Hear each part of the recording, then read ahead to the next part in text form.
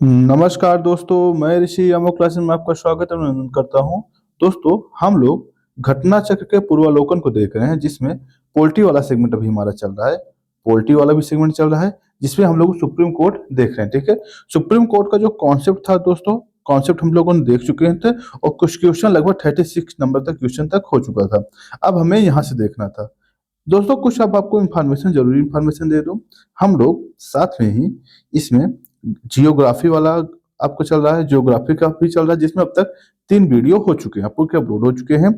साथ ही हम लोग आर ओ दोस्तों, अगर आप टारगेट है, एक अच्छा सुनहरा मौका है आपके लिए। अगर आप देना चाहते हैं, सिलेक्शन लेना चाहते हैं, उसके लिए प्रीवियस ईयर या PYQ बहुत जरूरी है उसको रीड करना। क्यों? क्योंकि प्रश्न दोस्तों यहीं से बनेगा, प्रश्न यहीं से बनेगा और ऐसे ही तरीके से बनते हैं प्रश्न। ठीक है, अगर आप PYQ अच्छे से कवर कर रखे हैं तो आपको एग्जाम से डरने की जरूरत नहीं है। इसके लिए अब क्या करना है आपको, हमने आपके लिए जीएस और हिंदी, जीएस और हिंदी की क्या नाम है कि प्रीवियस ईयर PYQ चर्चा कर रहे हैं, जिसमें जीएस कब तक पोल्ट्री वाला सेगमेंट खत्म हुआ, साइंस का भी सेगमेंट शुरू हो चुका है। और हिस्ट्री में दोस्तों, हिस्ट्री में भी आपका क्या नाम है, हिंदी वाले में आपकी काव्या मैम जो अनेक शब्दों के एक शब्द कंप्लीट करा दिए हैं। अब तत्सम तद्भव आपका आज एक ही 2 दिन में अपलोड हो जाएगा। ठीक है, हम शुरू करते हैं आपके लिए आज पूर्वावलोकन पोल्ट्री के लिए। साथ ही दोस्तों, हम आपके लिए 100+ टेस्ट लेकर आएंगे और जल्द ही आपका टेस्ट, जैसे PYQ हमारा खत्म होता, टेस्ट सॉल्विंग करा दे शुरू करते हैं, जिसमें हिंदी और जीएस दोनों होगा। ये आपके लिए PCS और RO दोनों के लिए ही रामबाण सिद्ध होगा। अगर आप इसको देना चाहते हैं, सिलेक्शन लेना चाहते हैं, तो वीडियो को जरूर देखें, हमारे चैनल को लाइक करें, सब्सक्राइब करें। और दोस्तों, इसका PDF जो होगा, PDF हमारा चैनल है अमोघ क्लासेस। कौन सा? अमोघ क्लासेस। वहां पर जाकर आप फाइंड आउट कर सकते हैं और वहां पे हम आपको PCS और RO या अदर तैयारी अगर आप पेड दे रहे हैं या फिर कोई भी लेखपाल देने जा रहे हैं तो उसकी हम तैयारी करा रहे हैं, तो आप कर सकते हैं। दोस्तों, हम लेखपाल में चूंकि सिलेक्टेड हुए थे, जिसमें DV मैंने कराया था। अगर आप चाहते हैं तो हम आपको गाइड करें, तो मैं निश्चित तौर पर आपको गाइड करें, आप फॉर्म भर रहे हैं। ठीक है, चलते हैं आगे, शुरुआत करते हैं आज के पहले क्वेश्चन से। क्या है हमारा क्वेश्चन पहला? क्या उच्च न्यायालय भारत के नीचे दिए गए न्यायालयों में से किन्हें अभिलेखी न्यायालय कहा माना जाता है? दोस्तों, जो अभिलेखी न्यायालय होते हैं, हाई कोर्ट और सुप्रीम कोर्ट दोनों होते हैं। अभिलेखी न्यायालय का मतलब ये होता है, इनके जो डिसीजन होंगे, जो निर्णय होंगे, वो क्या होंगे? सभी कोर्ट के सभी के लिए मान्य होंगे, पहली चीज ये। दूसरी चीज ये एक तथ्य के रूप में रखे जाएंगे। तथ्य के रूप में रखने का मतलब ये है, अभिलेख के रूप में संरक्षण किया जाएगा। यानी अगर उससे संबंधित कोई केस आता है, उससे मतलब लगा हुआ कोई केस आता है या उस विषय पर कोई केस आता है, तो जो न्यायालय है उसको रेफरेंस देकर ऐसे निर्णय ले सकती है कि हाँ, हमने इस कोर्ट पे ऐसा रेफरेंस लिया है। ठीक है, आगे चलते हैं। यानी उच्च न्यायालय और उच्चतम न्यायालय दोनों को है। ठीक है, देखते हैं और कहाँ लिखा गया है। एक चीज और ध्यान दीजिएगा, अनुच्छेद 129 के तहत कौन है? सुप्रीम कोर्ट में लिखा गया है। और अनुच्छेद 215 के तहत कहाँ है? हाई कोर्ट में लिखा गया है। क्या है? ये अभिलेखी न्यायालय है। उम्मीद करते हैं आपको समझ में आया होगा। आगे चलते हैं। उच्चतम न्यायालय मामले की सुनवाई नई दिल्ली में करता है, परंतु किसी अन्य स्थान पर सुनवाई कर सकता है। इसके अनुमोदन पर राष्ट्रपति के, यदि उच्चतम न्यायालय के न्यायाधीश मेजोरिटी से तय करे, संसद के अनुमोदन से, या राज्य विधानमंडल के। दोस्तों, राष्ट्रपति अगर महोदय कह दे तो राष्ट्रपति महोदय की अनुमोदन से हो सकता है। ठीक है, क्या है? अनुच्छेद 130 के अनुसार उच्चतम न्यायालय दिल्ली अथवा ऐसे स्थान पर जहां अधिष्ठित हो, उसे क्या है? भारत का न्यायाधीश राष्ट्रपति के अनुमोदन से समय समय पर नियुक्त कर सकते हैं। इसका मतलब क्या है? अगर राष्ट्रपति महोदय कह दे न्यायाधीश जी आपको यहाँ पे करना है, कोर्ट चलाना है, तो क्या होगा? वो स्थान वही निर्धारित हो जाएगा। ठीक दोस्तों, आगे चलते हैं। अगला प्रश्न क्या है, देखते हैं। प्रश्न है, निम्नलिखित में से किस वाद में उच्चतम न्यायालय ने संविधान के बुनियादी ढांचे का सिद्धांत प्रतिपादित किया? दोस्तों, कौन सा है? केशवानंद भारती केस है। कब? 1973 में। 1973 में सुप्रीम कोर्ट ने पहली बार क्या है? बुनियादी ढांचे के सिद्धांत को प्रतिपादित किया था। ठीक है, इसको कुछ संदर्भ देख लीजिए। क्या? केशवानंद भारती बनाम केरल राज्य 1973 में उच्चतम न्यायालय ने 13 सदस्यीय संविधान पीठ ने संविधान के मूल ढांचे का सिद्धांत प्रतिपादित किया था। ठीक है, बार बार ये प्रश्न पूछा, सब अब कई बार पूछा गया है। और इस जो संविधान पीठ थी, 13 सदस्य थे इसमें, ध्यान देना। और अब तक जो संविधान पीठ बनी है, भारत की सबसे बड़ी संविधान पीठ बनी है, ठीक है। इस निर्णय में यद्यपि संशोधन शक्ति संशोधन संसद की शक्ति को स्वीकार किया गया, यानी पहले यह विवाद हुआ था कि क्या संसद संविधान में संशोधन कर सकती है या नहीं कर सकती। इसी में जो बुनियादी ढांचे के सिद्धांत आए दोस्तों, अगर आप देखेंगे, संसद और बनाम न्यायपालिका, न्यायपालिका की एक वर्चस्व की लड़ाई है एक प्रकार से। इन्हीं दोनों जो वर्चस्व की लड़ाई है, इसी कहता है, इसी से जो निकल कर आया है नया कॉन्सेप्ट, इसी कहते हैं बुनियादी ढांचे के सिद्धांत। क्या? बुनियादी ढांचे के सिद्धांत, ठीक है। उम्मीद करते हैं आपको समझ में आ रहा होगा। आगे चलते हैं।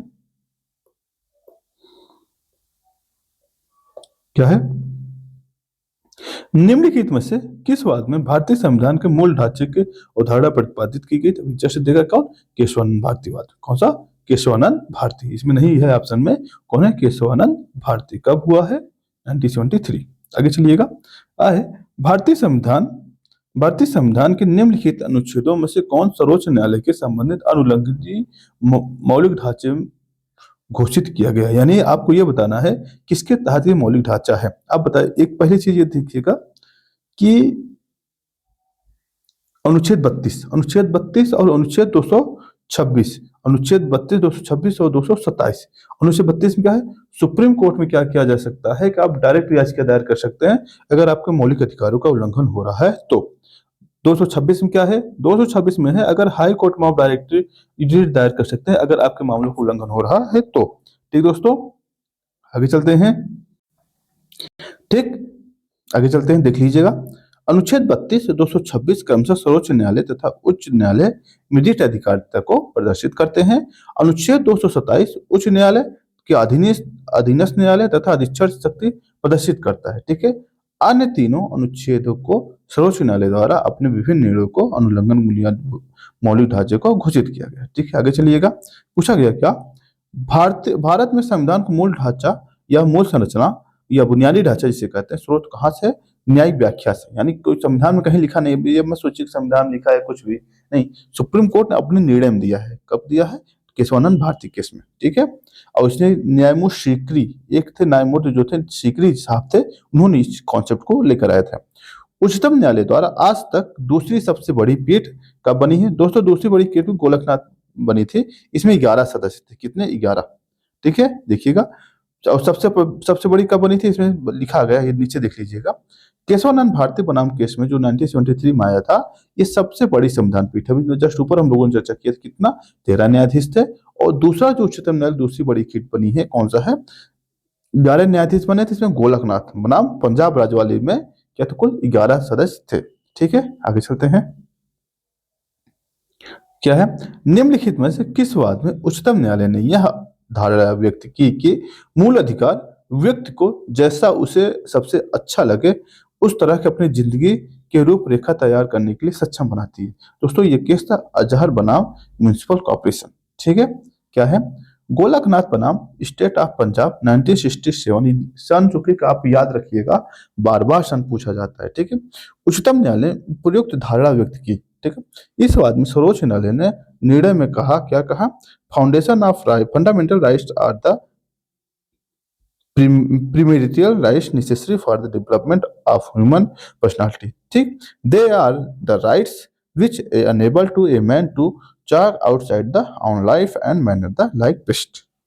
आगे चलते हैं। अब इसमें कुछ वाद दिया गया है, आपको मिलाना है कौन सा वाद किससे संबंधित है, ठीक है। क्या है? वाद और उसके वाद से संबंधित विचार करना है कि आपको सिमुलेट करना है कौन सा वाद किससे संबंधित है, ठीक है।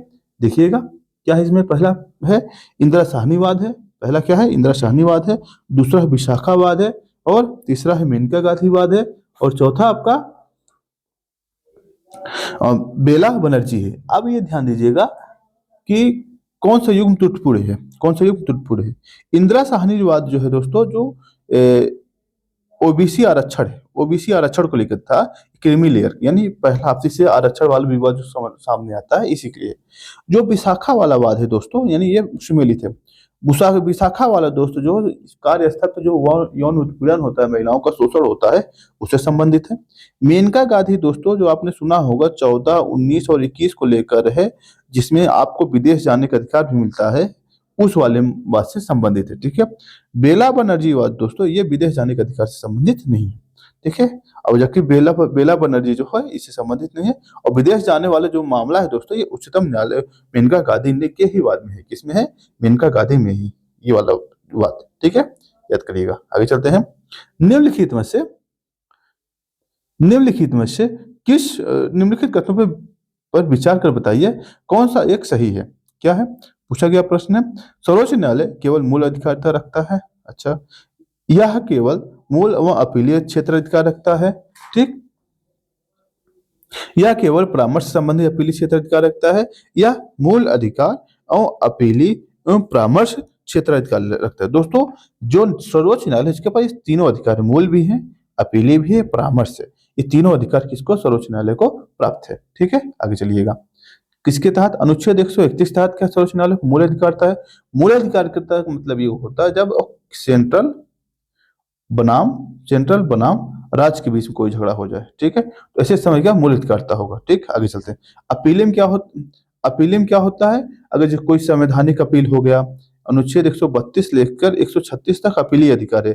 संवैधानिक अपील या किसी कोर्ट के निर्णय के खिलाफ अपील होता है, ये अपीलीय अधिकार। परामर्श कब होता है दोस्तों? 143 के तहत। 143 के तहत सुप्रीम कोर्ट क्या करता है? राष्ट्रपति महोदय को क्या करता है? सलाह देता है। ठीक है, उम्मीद करते हैं आपको समझ आ रहा होगा। आगे चलते हैं। क्या है इसमें? निम्नलिखित में कौन सा अनुच्छेद संवैधानिक विवाद के सर्वोच्च न्यायालय के अपीली क्षेत्राधिकार से संबंधित है? फिर से वही प्रश्न आ गया कि कौन सा ऐसा है जो अपीली क्षेत्राधिकार से संबंधित है। आप बताइएगा। माफ करिएगा, क्या था? अनुच्छेद 131, 132, 134 से 100 मिलाकर 132 या 134 से मिलाकर 133। दोस्तों ये 134 को मिलाकर 132 को जब पढ़ा जाता है तब इसका अपीलीय अधिकार मिलता है। देखिएगा, एक्सप्लेनेशन देख लिया जाए इसका। अनुच्छेद 132 के अनुसार किसी उच्च न्यायालय की सिविल या दंडिक या कार्यवाही दिए गए किसी निर्णय या डिग्री या अंतिम आदेश अपील उच्चतम न्यायालय में होगी। यानी मतलब क्या है? अगर कोई हाई कोर्ट, ध्यान दीजिएगा, अगर कोई हाई कोर्ट किसी भी पक्ष में डिसीजन देता है, ठीक है, अब मुझे लगा ये हाई कोर्ट के खिलाफ मुझे अपील करनी चाहिए, जो अपील होगा कहाँ होगा? सुप्रीम कोर्ट में होगा। किस अनुच्छेद तहत होता है? ये होता है अनुच्छेद 132 के तहत। ठीक है, और लेकिन इसकी ध्यान देना है, ये तभी होगा जब हाई कोर्ट ये कह दे कि भाई साहब कि हाँ ये अपील करने लायक है, आप सुप्रीम कोर्ट में जा सकते हैं। ठीक है, यदि उच्च न्यायालय अनुच्छेद 134 एक तहत यह प्रमाणित कर देता है कि उस मामले को संविधान के निर्वचन के से संबंधित है, इससे क्या है, फिर भी ये सुप्रीम कोर्ट में जाते, इससे कोई ऐसा मुद्दा आ जाता है कि संविधान के निर्वचन संबंधित या संविधान से संबंधित होता है, उसमें अगर हाई कोर्ट कह देता है हाँ भाई साहब आप जा सकते हैं, तो आप इस प्रकार के जा सकते हैं। ठीक है, आगे चलते हैं। संविधान एक चीज और ध्यान दीजिएगा। इस प्रकार संवैधानिक विवाद में अनुच्छेद 134 से और अनुच्छेद 132 मिलाकर जब पढ़ा जाता है तब ये अधिकार सामने आता है। ठीक है, अपीलीय अधिकार सृजन होता है। संविधान की व्याख्या से संबंधित सभी विवादों सर्वोच्च न्यायालय में पास लाए जा सकते हैं। कौन सा? प्रारंभिक क्षेत्र अधिकार, अपीलीय क्षेत्र अधिकार, परामर्शी क्षेत्र अधिकार और उपयुक्त में से कोई नहीं। आपको पता है दोस्तों, अगर संविधान की व्याख्या करना है किसके अंतर्गत है? अपील के अंतर्गत है। प्रारंभिक कौन सा प्रारंभिक अधिकार तक इसमें है? केंद्र राज्य विवाद से संबंधित, केंद्र राज्य जब विवाद होता है उससे संबंधित है। ठीक है, आगे चलिएगा। ऑप्शन बी आपका सही होगा। देख लीजिएगा कहाँ कौन सा अनुच्छेद है, इसे देख लीजिए। उच्चतम न्यायालय भारत के राज्य क्षेत्र के सभी न्यायालयों से अपील सर्वोच्च न्यायालय जाता है। इसका मतलब आप एक हायरार्की जानते होंगे, शायद आपने पढ़ा होगा। हायरार्की में क्या है? हायरार्की में यही है कि अगर डिस्ट्रिक्ट कोर्ट है, डिस्ट्रिक्ट कोर्ट के खिलाफ आप कहाँ जाएंगे? एक थोड़ा मैं आपको हायरार्की दिखा दूं, देखिएगा। जैसे मान लीजिए ये आपका हाई कोर्ट है, ये आपका एक पिरामिड जैसी संरचना है जिसमें यहाँ डिस्ट्रिक्ट कोर्ट है, यहाँ हाई कोर्ट है, यहाँ आपका सुप्रीम कोर्ट है। अब जब आप अपील करते हैं पहले डिस्ट्रिक्ट कोर्ट में, डिस्ट्रिक्ट कोर्ट के खिलाफ कहाँ जाता है निर्णय? इसके खिलाफ कहाँ जा सकते हैं आप? इसके खिलाफ जाते हैं आप हाई कोर्ट में। यहाँ से आप हाई कोर्ट गए, हाई कोर्ट जब डिसीजन आए उसके डिग्री के बाद आप जाते हैं सुप्रीम कोर्ट। अगर मान लो अपराध किए हैं तो आप फिर क्या कर सकते हैं? क्षमा याचना दायर कर सकते हैं। कहाँ पर? राष्ट्रपति महोदय के यहाँ। कहाँ? राष्ट्रपति के यहाँ। किस अनुच्छेद के तहत करेंगे? अनुच्छेद 72 के तहत क्या क्षमा मांग सकते हैं। हालांकि मिलती कम है लेकिन मांग सकते हैं, मांगने में क्या हर्ज है। ठीक, संविधान के निर्वचन के मामले में अनुच्छेद 132 सिविल मामले में जिनमें संवैधानिक प्रश्न चाहे हो या ना हो, अनुच्छेद 133। और आपराधिक मामले में अगर कोई अपील करना हो उसे क्या होगा, 134। विशेष इजाजत 136। ये सब क्या है, पूरा लिया जाता है। क्या है प्रश्न अगला, भारत में सुधारात्मक याचिका उच्चतम न्यायालय में निम्नलिखित में से किस अनुच्छेद के अंतर्गत दाखिल किया जाता है दोस्तों, अनुच्छेद 132, अनुच्छेद 142।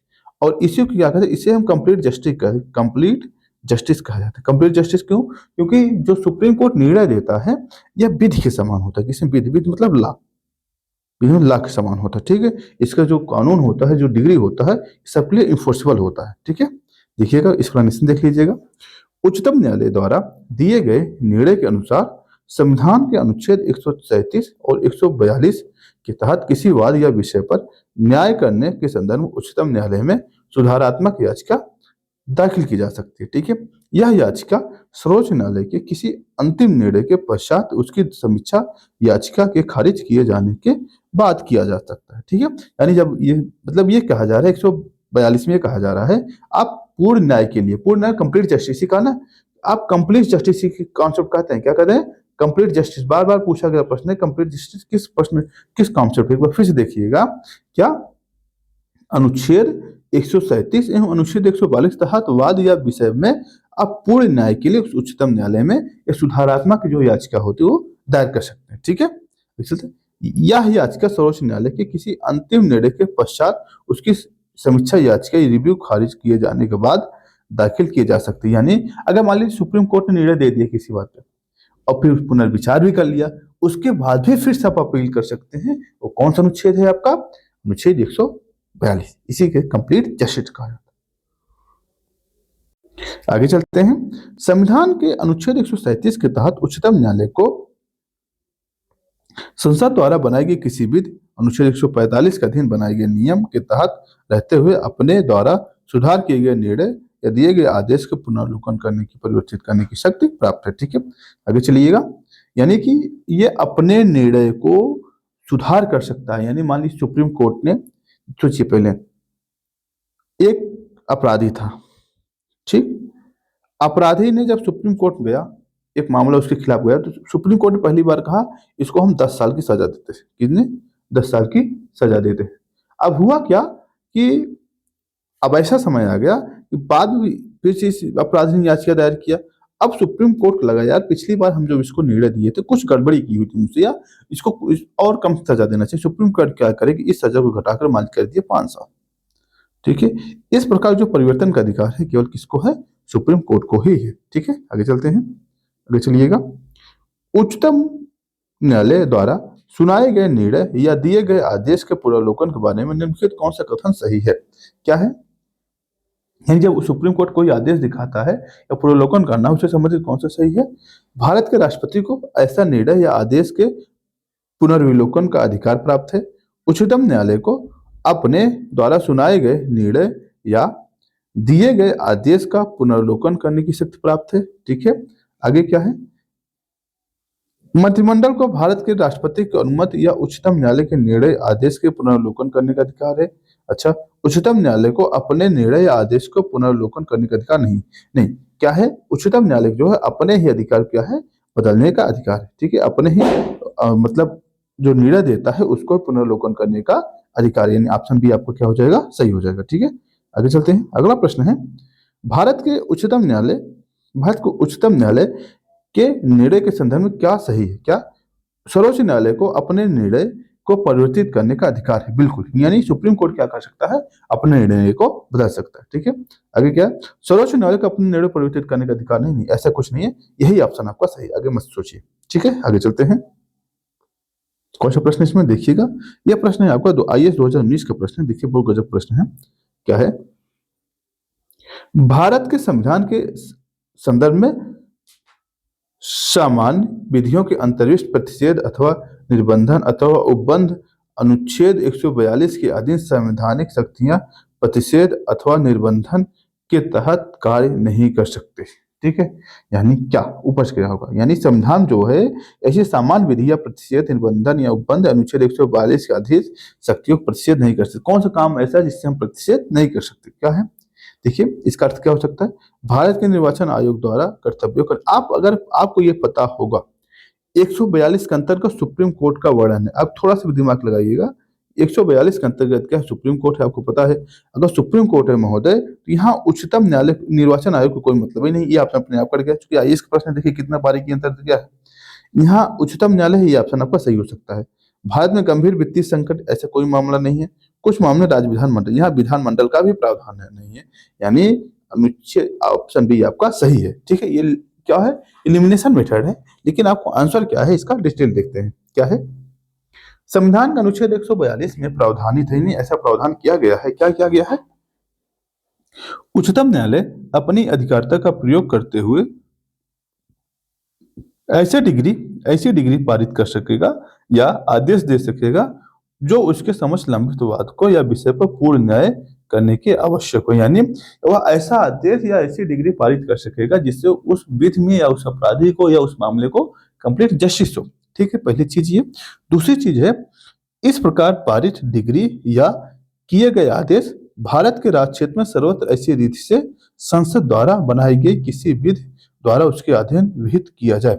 इसका मतलब क्या है कि संसद द्वारा जो विधि बनाई जाती है उसके अंतर्गत ये आता है। ध्यान देना, ये संसद का मतलब इसका उल्लंघन नहीं किया जा सकता, इसका उल्लंघन नहीं किया गया। ठीक है, इस अनुच्छेद का अवलंबन करते, चूंकि आप सोचते हो ये कैसा वर्ड लिखा गया है, सरल भाषा में लिखा गया है,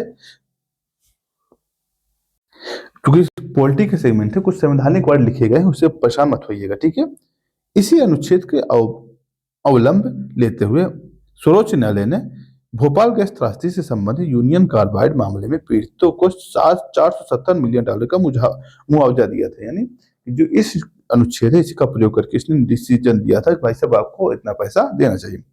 और सामान्य विधियों का अंतर्विष्ट प्रतिषेध निर्बंधन उपबंध अनुच्छेद 142 के अधीन संवैधानिक शक्तियां प्रतिषेध निर्बंधन के तहत कार्य नहीं कर सकते। ठीक है, आगे चलते हैं। आगे है, भारत में न्यायिक पुनरीक्षण का अर्थ है क्या है, न्यायिक पुनरीक्षण क्या मतलब है, विधियों द्वारा कार्यपालिका आदेशों को संवैधानिकता के विषय में व्याख्यान करने के लिए न्यायपालिका का अधिकार। और ठीक आगे क्या है, ये स्टेटमेंट आपका सही है। अगला क्या है, विधानमंडल द्वारा निर्मित विधियों पर ज्ञान प्रश्नगत करने के लिए न्यायपालिका के अधिकार। अच्छा, न्यायपालिका का सभी विधियों अधिनियमों के राष्ट्रपति द्वारा उन पर सहमत दिए गए पूर्व पुनरीक्षण नहीं, ऐसा नहीं है। भारत में ऐसी व्यवस्था नहीं है कि आप पहले ही कि आप सुप्रीम कोर्ट हैं तो इसका मतलब ये नहीं कि सरकार कौन सा कानून में पहले ही नहीं, जब उस पर वाद दायर होगा, कोई समस्या होगी तब आप जाकर कर सकते हैं, इसके पहले नहीं। और प्लस आधार क्या होगा, संविधान को उल्लंघन। अगर ऐसा नहीं है, संविधान को उल्लंघन नहीं है, तो आप उसको इनवैलिड नहीं कर सकते। न्यायपालिका का समान एवं भिन्न वादों पूर्व दिए गए निश्चय निर्णय को पुनरीक्षण नहीं, ऐसा नहीं है। ये है ऑप्शन नहीं है आपका ही सही है। ठीक है, आगे चलते हैं। क्या है देख लीजिएगा, कह रहा है भारत में सर्वोच्च न्यायालय को न्यायिक पुनरीक्षण का शक्ति, न्यायिक पुनरीक्षण मतलब ये है वह क्या कर सकती है, जो मान ली कोई केंद्र सरकार है, मतलब केंद्र सरकार कानून बनाती है, ठीक है, केंद्र सरकार कानून बनाती है और राज्य सरकार कानून बनाती है। ठीक है, इन्होंने कोई ऐसा कानून बना दिया जो संविधान का उल्लंघन हो रहा है। ठीक है, क्या क्या बना रहे, संविधान का उल्लंघन हो रहा है, यानी संविधान जो मूल ढांचा है, मूल भावना है, उसका उल्लंघन हो रहा है। तो अब इसकी जांच कौन करेगा, इसकी जांच सर्वोच्च न्यायालय कर सकती है। इसकी संवैधानिक जांच कौन कर सकता है, सर्वोच्च न्यायालय कर सकती है। सर्वोच्च न्यायालय द्वारा अधिकारित पाए गए इन असंवैधानिक या अवैध तथा उच्च स्तर शून्य घोषित किया जा सकता है, यानी इसी को क्या किया जा सकता है, न्यायालय शून्य घोषित कर सकता है। शून्य घोषित बोला इसका प्रभाव में नहीं रहेगा। ठीक है, संविधान के विभिन्न अनुच्छेद यथा अनुच्छेद 13, 32, 131 से लेकर 36 तक, 43, 45, 226, 227, 45 और 246 तहत यह उपबंध है। वो प्रत्यक्ष या अप्रत्यक्ष रूप से जो न्यायिक पुनरीक्षण है इससे शक्ति प्रदान होती है। अगर पूछा जाए न्यायिक पुनरीक्षण की शक्ति कहां से प्रदान होती है, तो इसका ऑप्शन यही होगा। ठीक है, आगे चलते हैं। क्या है ऑप्शन देखिएगा, न्यायिक पुनर्विलोकन का अर्थ है कौन सा, सर्वोच्च न्यायालय को सभी प्रकरणों के अंतिम अधिकार प्राप्त करने का, राष्ट्रपति के विरुद्ध दोषारोपण कर सकता है, उच्च न्यायालय निर्णीत प्रकरणों का समालोचन कर सकता है, राज्यों के किसी कानून का अवैध घोषित कर सकता है। ये ऑप्शन आपका सही है। ठीक है, ऑप्शन आगे चलते हैं। क्या है, न्यायिक पुनर्विलोकन न्यायपालिका न्यायालय को कौन सा अधिकार देता है, यह कोई कानून या आदेश संविधान के विपरीत हो तो उसे असंवैधानिक घोषित करते हैं। बिल्कुल, अगर कोई भी ऐसा कानून बनाया जाता है जो संविधान के विरुद्ध हो या विपरीत हो तो उसे क्या कर सकता है, न्यायपालिका इनवैलिड घोषित कर सकती है। ठीक है, आगे चलते हैं। अगला प्रश्न है, निम्नलिखित संविधान के मूल ढांचे को संघवाद या पंथनिरपेक्षता, मूल अधिकार तथा लोकतंत्र के रूप में परिभाषित करते हैं। अच्छा, भारत का संविधान नागरिकों की स्वतंत्रता तथा उन आदर्शों पर संविधान आधारित है की सुरक्षा हेतु न्याय पुनर्विलोकन व्यवस्था करता है। देखिए, ऑप्शन बी तो आपका सही है, लेकिन ऑप्शन ए नहीं सही। क्यों?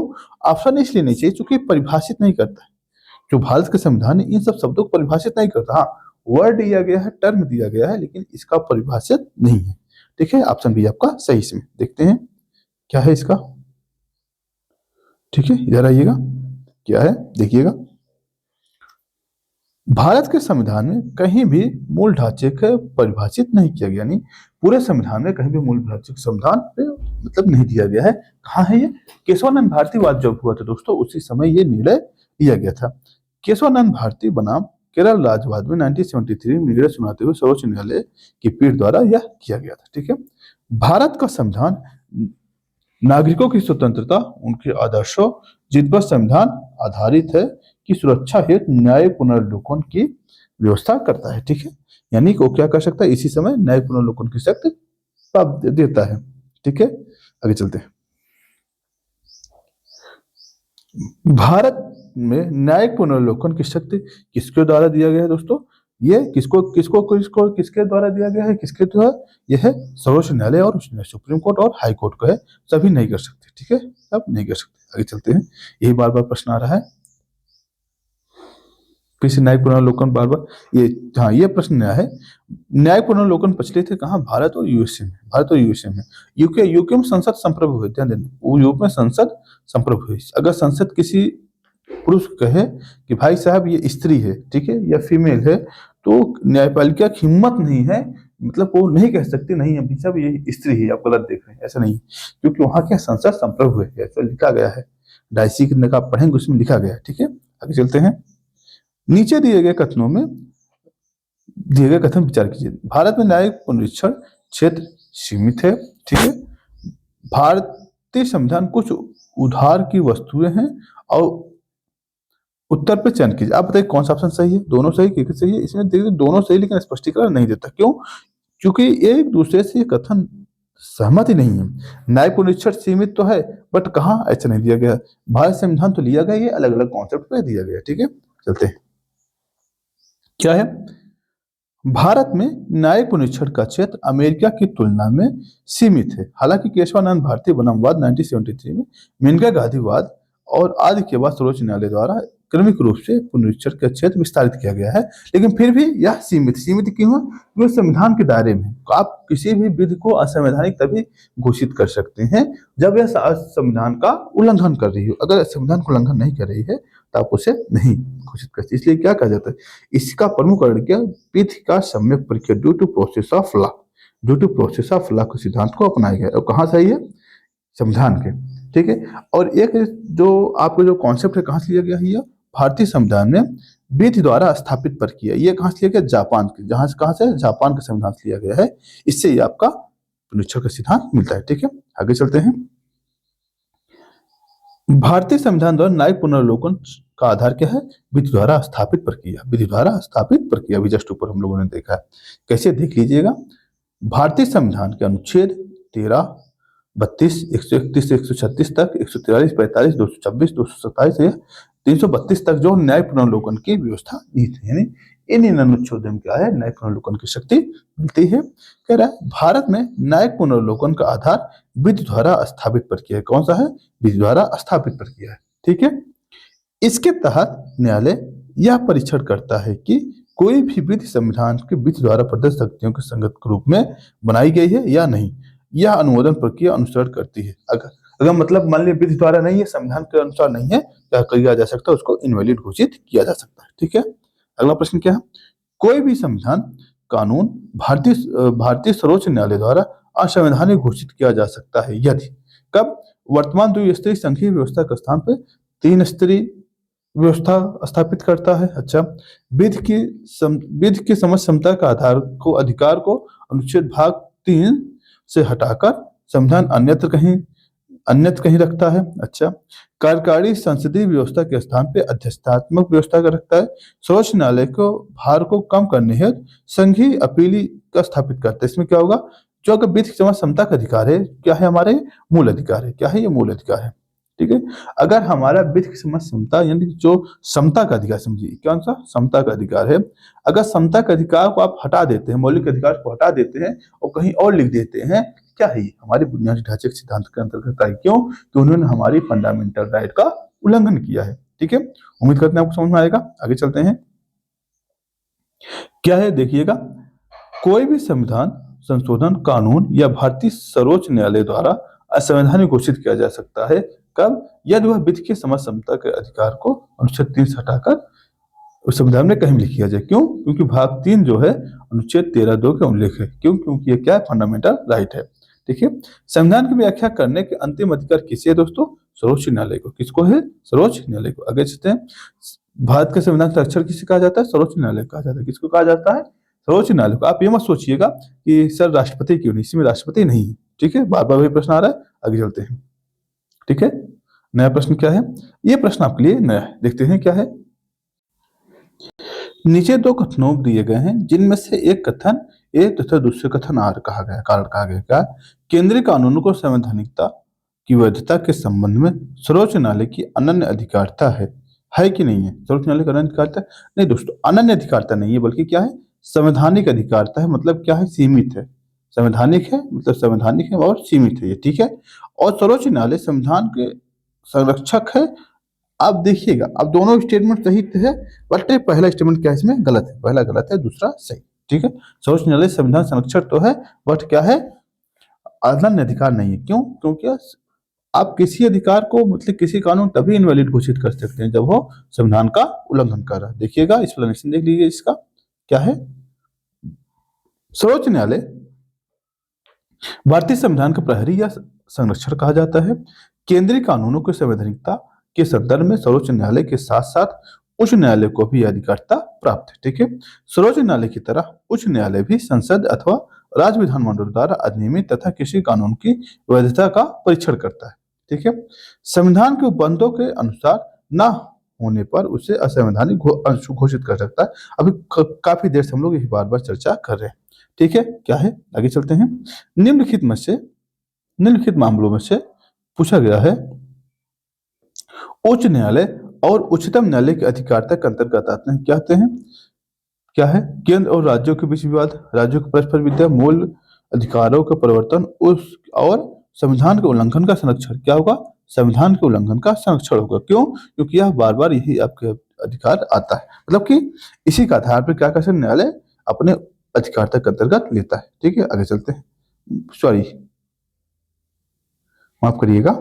क्या पूछा, निम्नलिखित में कौन से मामले में उच्चतम न्यायालय और उच्च न्यायालय को अधिकारिता के उच्च न्यायालय और उच्चतम न्यायालय की अधिकारिता में आते हैं? कौन आते हैं दोस्तों?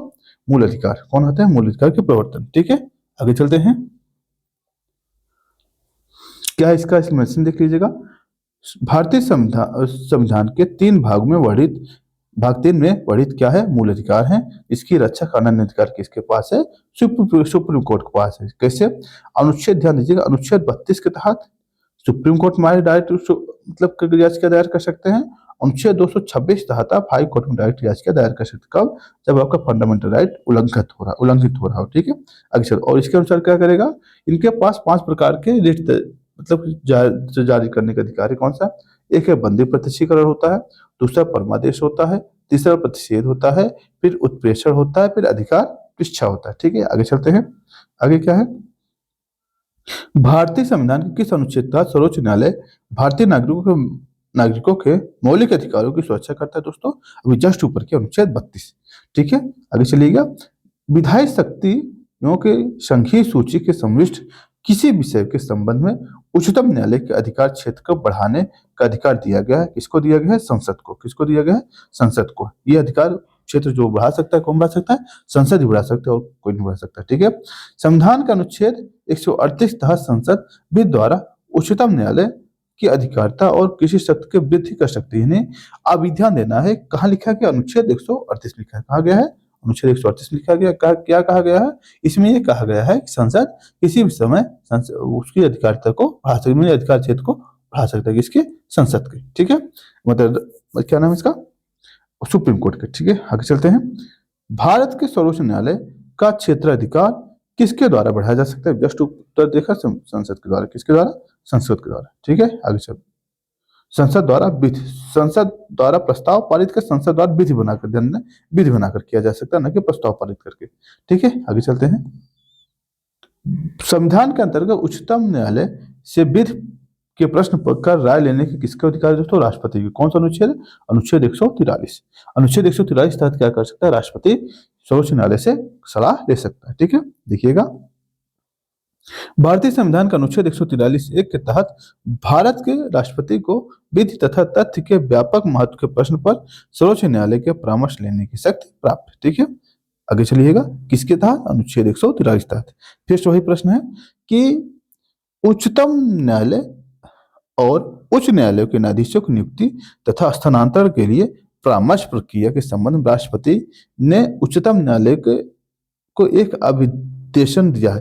ध्यान देना है, अनुच्छेद 143 खंड 1 में, ठीक है। आगे चलते हैं, एक है कोलेजियम सिस्टम। कोलेजियम सिस्टम हम लोग शुरुआत में चर्चा किए हैं, क्योंकि जो स्थानांतरण वगैरह ज्यादातर होता है किसके होता है, कोलेजियम सिस्टम के तहत होता है, ठीक है।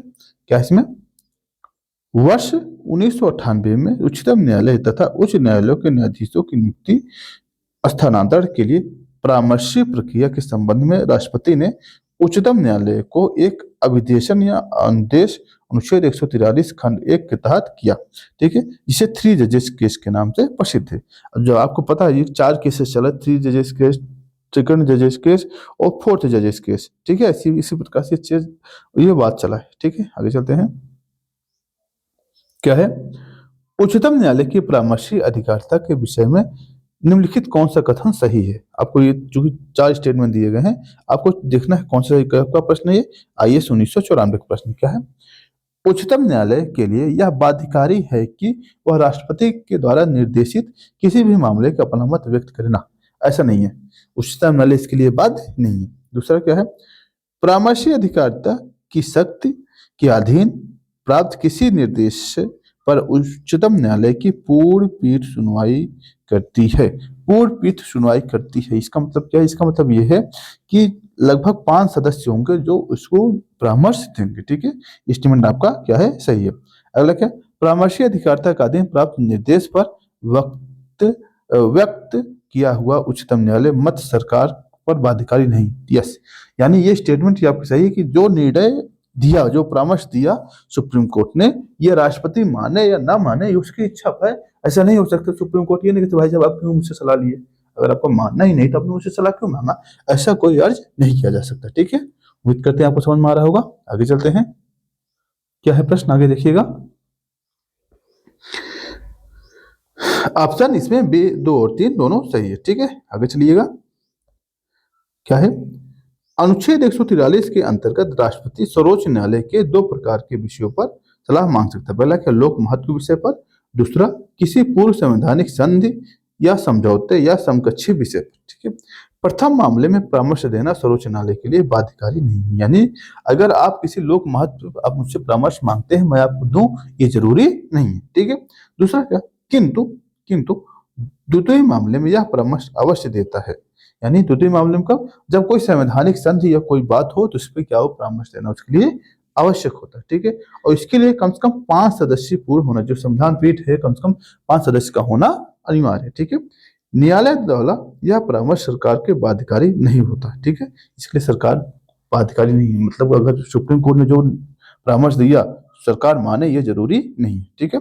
अगला प्रश्न क्या है, भारत के सर्वोच्च न्यायालय के परामर्शदात्री अधिकार के से युक्त होता है, कौन होता है, सार्वजनिक महत्व के कानूनी तथ्य मामले में राष्ट्रपति परामर्श दे सकता है। यस, दूसरा क्या है, यह सभी संवैधानिक मामले में भारत सरकार को यह सलाह नहीं देता, ठीक है।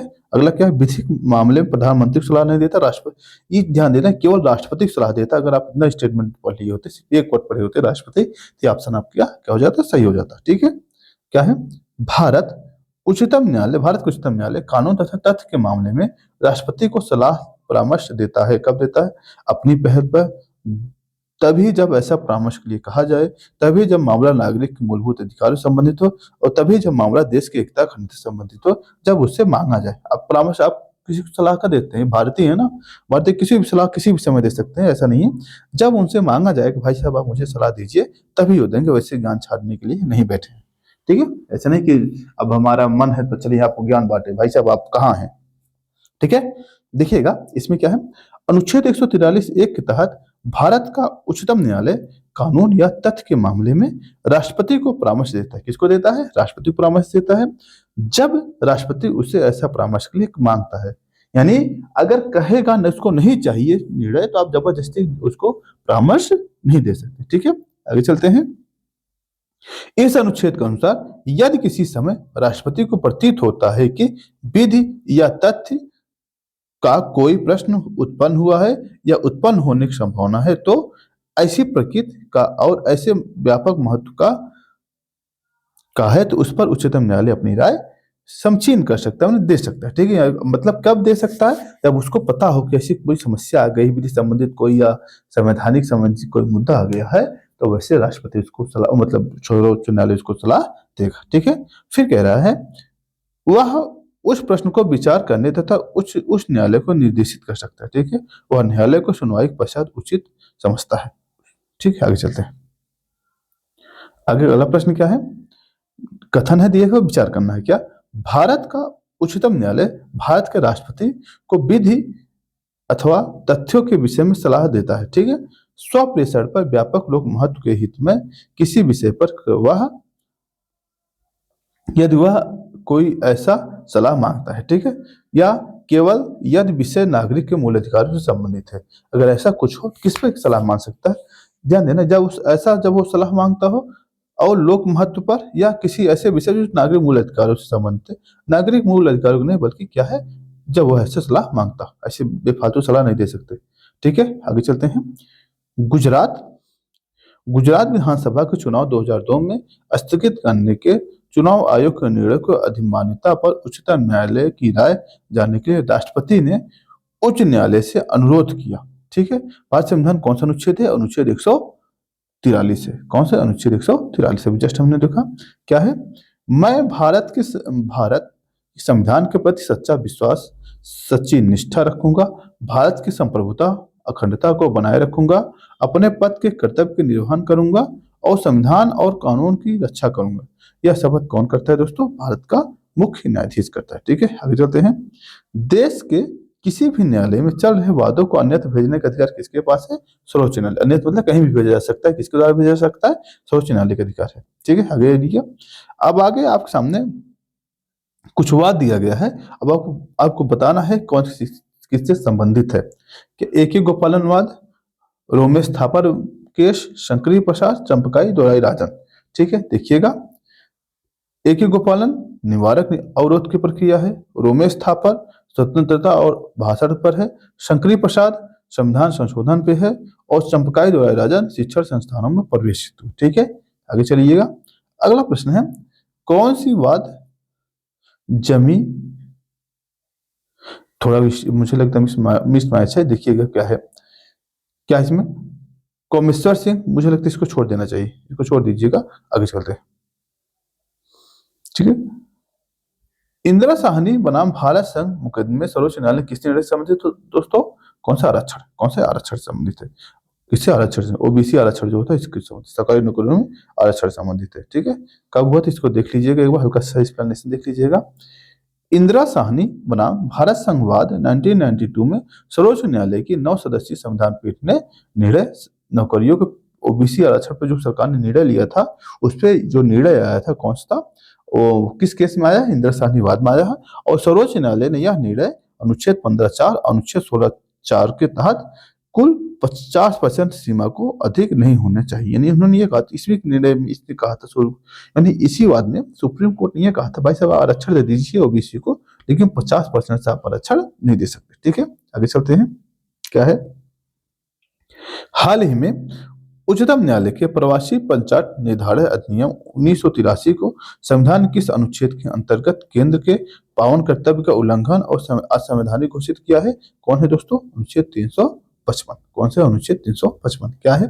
देखिएगा, उच्चतम न्यायालय ने 13 जुलाई 2005 को सर्बानंद सोनोवाल बनाम भारत संघवाद में दिए गए अपने फैसले के तहत पंचायत निर्धारण के अधिनियम 1983 संविधान अनुच्छेद 355 के उल्लंघन के आधार पर असंवैधानिक घोषित कर दिया था। ठीक है, इस काम को जो सर्बानंद सोनोवाल जो केस था उसमें ये निर्णय दिया गया था। ठीक है, आगे चलते हैं। क्या है? उच्चतम न्यायालय के अनुसार प्रवासी पंचायत अधिनियम 1983 अवैध रूप से भारत में घुसपैठ को बढ़ावा दे रहा था। ठीक है, यानी जो अधिनियम था किससे संबंधित था? इससे अवैध घुसपैठ को आ रहे, भारत में बहुत ज्यादा घुसपैठी आने लगे थे, इसी समस्या जब आ गई थी तब सुप्रीम कोर्ट ने ऐसा निर्णय दिया था। ठीक है, यह कानून के तहत केंद्र अनुच्छेद 355 के तहत देश की सुरक्षा और संरक्षण के अपने उत्तरदायित्व को नहीं निभा पा रहा था। ठीक है, इसी से और उच्चतम न्यायालय ने यह फैसला असम भारी संख्या में बांग्लादेशियों में घुसपैठ, अवैध घुसपैठ को दिया गया था। यानी जब असम में बहुत ज्यादा घुसपैठी आ रहे थे बांग्लादेश से, तो इसी समय ये निर्णय दिया गया था। ठीक है, आगे चलते हैं। क्या है? TDSAT के निर्णय चुनौती दी गई, जिसको किसी में दी गई है? हाई कोर्ट, सुप्रीम कोर्ट में। ठीक है, आगे चलते हैं। क्या है TDSAT? क्या है देखिएगा, telecom disputes settlement and appellate tribunal की स्थापना 1997 में दूरसंचार विनियामक प्राधिकरण की स्थापना, जिसे हम ट्राई कहते हैं, किसकी कब हुई है?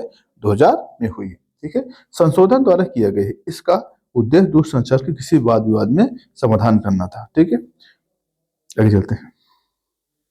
भारत के उच्चतम न्यायालय के मुख्य न्यायमूर्ति सही क्रम क्या है? अब सही क्रम चूंकि 2011 के क्रम है, अब देख लीजिए 2021 में पूछा गया प्रश्न, देख लीजिएगा। सबसे पहले जस्टिस बीपी सिन्हा 1959 से 1964 थे। उसके बाद गजेंद्रकर कब? 1964 से 1966 थे। फिर SR दास 56 से 59 तक थे। बालाकृष्णन 2007 से 2010 तक थे। कपाड़िया 2010 से 2012 तक थे। HL दत्तू कब थे? 2014 से 2015 तक थे। रंजन गोगोई 2018 से 2019 तक थे। और NV रमन कब से? 2021 से अब तक है। उसके बाद अब कौन है? दीपक मिश्रा 2017 में। अभी कौन है? संजीव जी हैं। ठीक है, आगे चलते हैं। निम्नलिखित में से कौन सी चौथी जज हैं जिन्हें 2014 में भारत के उच्चतम न्यायालय की नियुक्ति किया गया है? अगर कौन है बताइएगा? जस्टिस ज्ञान सुधा। ठीक है, चौथी महिला जज है। कौन है? चौथी महिला जज है। ठीक है, कब पूछा गया? 2008 में पूछा गया। आगे चलिएगा। क्या है? प्रश्नकाल के दौरान उच्चतम न्यायालय, मतलब जब पूछा गया था, इनकी नियुक्ति तब हुई थी, तब ये चूंकि करंट से संबंधित प्रश्न था। ठीक है, आगे चलते हैं। हाल ही में नियुक्त सुप्रीम कोर्ट के निम्नलिखित न्यायाधीशों में से कौन पहले किसी उच्च न्यायालय के न्यायाधीश नहीं थे? इसमें है L नागेश्वर राव। अब 2016 के भी करंट वाला क्वेश्चन है, इसको ध्यान दीजिएगा, बहुत ज्यादा इंपॉर्टेंट नहीं है। ठीक है, मध्य प्रदेश उच्च न्यायालय के निम्नलिखित मुख्य न्यायमूर्तियों में से कौन भारत के उच्चतम न्यायालय के न्यायाधीश नहीं रहे हैं? अब इसमें जो ऑप्शन होगा आपका न्यायमूर्ति SK झा, न्यायमूर्ति SK झा। अब देखिए ये जो प्रश्न है करंट संबंधित है। अब आप इसके लिए आगे चलिएगा। दोस्तों कुछ और प्रश्न है इससे संबंधित, इसको छोड़िए, जो करंट वाली चीजें उसको छोड़ दीजिए। ठीक है, अब यहाँ से आइएगा, ये जरूरी है आपके लिए, क्योंकि तत्कालीन प्रश्न थे, आपके लिए एग्जाम के लिए महत्वपूर्ण नहीं है। ठीक है, चलिएगा। जनहित याचिका की शुरुआत कब हुई दोस्तों? ये जो शुरुआत हुई है किसके द्वारा हुई थी? आपके न्यायमूर्ति PN भगवती। कौन? PN भगवती साहब जी थे, उन्हीं के वादों के या निर्णयों के संबंधित हुआ था। और ये कैसी न्यायिक पहल है? किससे? न्यायिक पहल। न्यायिक पहल क्या मतलब है? इसके न्यायपालिका के निर्णय द्वारा आया हुआ है। ठीक है, न्यायमूर्ति VR कृष्ण अय्यर भारत के मुख्य न्यायमूर्ति थे। VR कृष्ण अय्यर भारतीय न्यायिक सेवा के लोकहित PIL के प्रजनकों में से एक माने जाते। ध्यान देना है, इसमें केवल क्या पूछा है? ऑप्शन 2 सही है। पहला जो मुख्य न्यायाधीश उस वक्त नहीं थे। ठीक है, VR कृष्ण अय्यर 1973 में सर्वोच्च न्यायालय के न्यायाधीश नियुक्त हुए थे और भारत के मुख्य न्यायाधीश नहीं थे। ठीक है, PN भगवती और अय्यर साहब जो थे, इन्होंने लोकहितवाद या PIL को प्रोत्साहन दिया था। ठीक, PIL क्या है? PIL full form public interest litigation, ठीक है, उसका फुल फॉर्म होता है PIL का, क्या है, पब्लिक इंटरेस्ट लिटिगेशन या जनहित याचिका। आगे, जनहित याचिका कहाँ प्रस्तुत की जा सकती है, कहीं भी की जा सकती, सुप्रीम कोर्ट हो या फिर हाई कोर्ट, कहीं भी, ठीक है। बस क्या है आगे देखिए, जनहित याचिका जन सहयोगी नागरिकों को न्यायपालिका न्यायालय तक जाने की स्वीकृति देता है, बिल्कुल सही है। जन सहयोगी व्यक्ति उस व्यक्ति के लिए न्याय मांग सकता है जो किसी कारण न्यायालय में तक पहुंचने में असमर्थ, बिल्कुल इसमें कथन और दोनों स्पष्टीकरण, ठीक है। आगे चलिएगा, लोकहितवाद संकल्पना कहाँ से उद्गम है दोस्तों, ये यूएसए से। एक आपको मैं ट्रिक बता दे रहा हूँ, कहाँ ट्रिक है, ट्रिक ये है, जब न्यायपालिका संबंधित कोई भी प्रावधान होगा, ध्यान दीजिएगा, न्यायपालिका संबंधित कोई भी प्रश्न होगा, अगर कहीं लेना हो संकल्पना की बात की जाए, वहां सुप्रीम कोर्ट आप बिना सोचे ही ऑप्शन मार दीजिएगा, ठीक है। आगे चलते हैं, क्या है प्रश्न, चूंकि न्याय संहिता बार बार वही पूछा जा रहा है, यही ये प्रश्न जस्ट ऊपर देखें, अब फिर वही से प्रश्न देख लिए दोस्तों। अब अगला प्रश्न है, थोड़ा सा नया प्रश्न है, क्या, न्यायिक सक्रियता किससे संबंध, न्याय जोखिम वाद नहीं है, कौन है, न्यायमूर्ति एस आनंद, ठीक है। दोस्तों आज के लिए बस इतना ही, शुरू करेंगे नए वीडियो से जिसका नाम होगा राज्यपाल, ठीक है। धन्यवाद।